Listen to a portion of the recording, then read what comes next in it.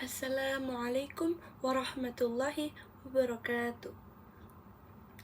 Alhamdulillahirrabbilalamin.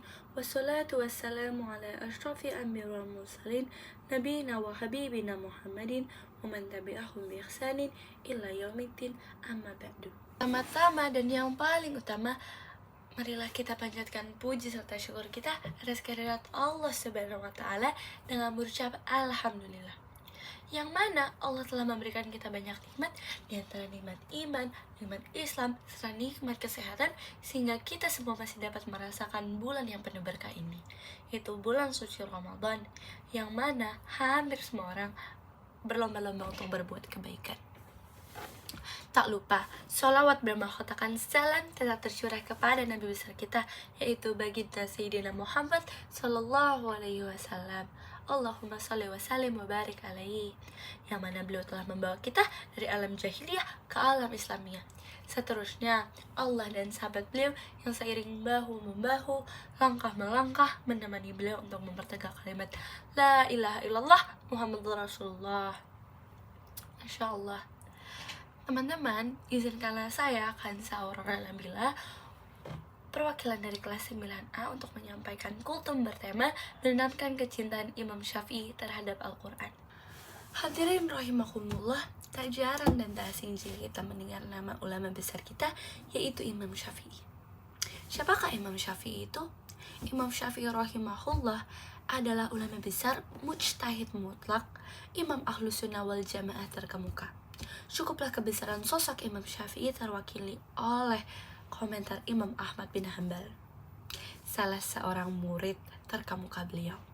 Kata Imam Ahmad, Imam Syafi'i itu seperti matahari bagi dunia dan seperti keselamatan bagi manusia.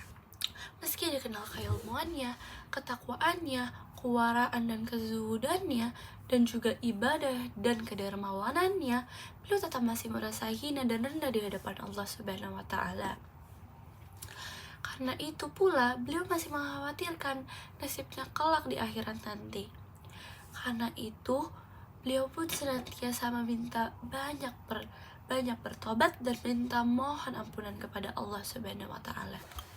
Hadirin rahimakumullah, jika kita bercerita tentang Imam Syafi'i maka tak akan ada habisnya, karena keluasan dan kepiawaiannya dalam setiap bidang ilmu pengetahuan.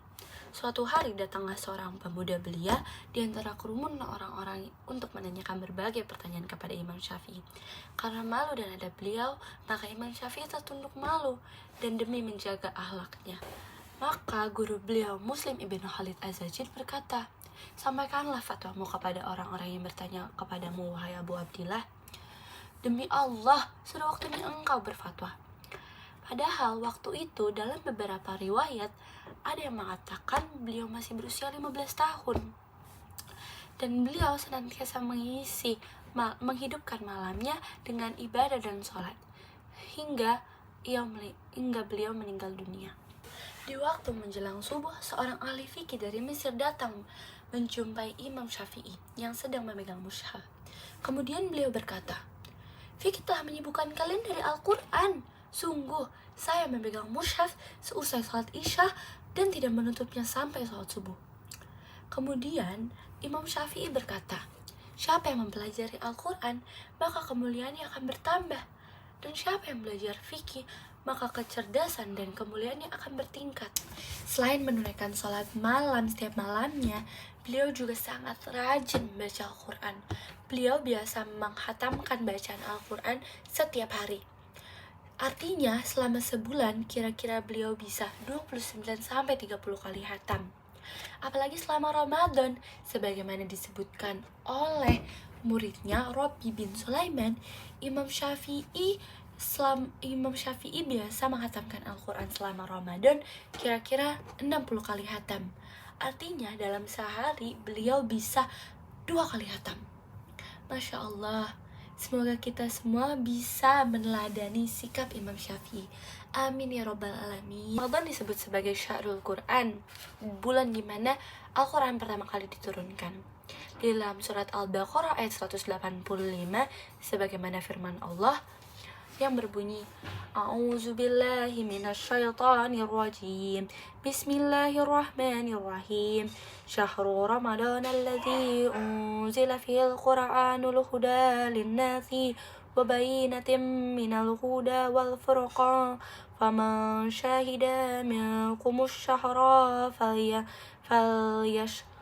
فلينصوه وما كان مريضا أو على سفر فعدة من أيام أخر يريد الله بكم اليسر ولا يريد بكم العسر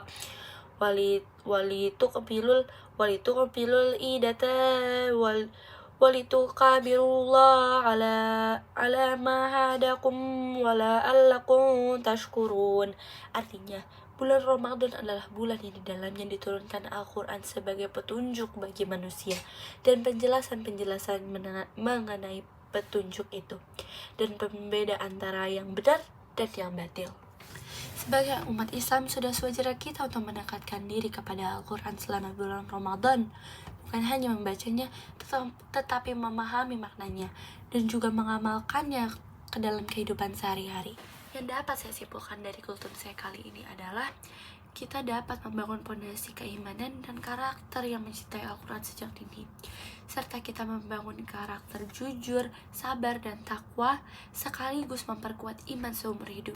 Dan cara terbaik untuk jatuh cinta dengan Al-Quran selain membacanya adalah mendengarkannya secara teratur.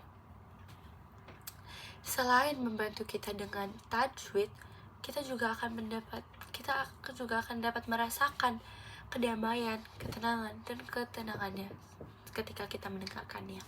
Cukup sekian dari saya, lebih dan kurangnya mohon maaf, dan izinkanlah saya untuk menyampaikan satu perpatah. Marhaban ya Ramadan, engkau datang membawa cahaya, mengajarkan kami arti sabar dan berserah. Minal aizin wal faizin, mohon maaf lahir dan batin. Akhirul kalam, wassalamualaikum warahmatullahi wabarakatuh.